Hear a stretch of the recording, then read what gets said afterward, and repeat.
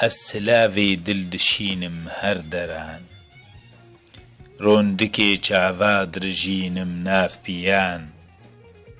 نوو بە پەیغام و گولا ئەزنوو دکم ئاگرەک ناوا دلا بێدوو دکم هەر سەحەر تا هەر دەڤەر بۆ دیلبەرێ گوتنن تازە و تەنک تەرزوو دکم مەست و دڵشا بەر بە دەریاوێ دچم گەشتیە ئاوات و هێوی بار دکم قەیک و گەمیێ من دناف پێلان دەبوون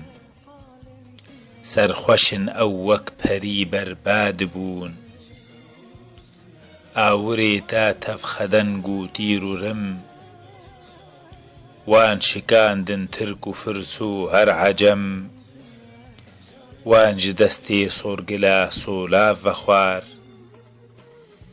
him ji arûk heybera nîşan li dar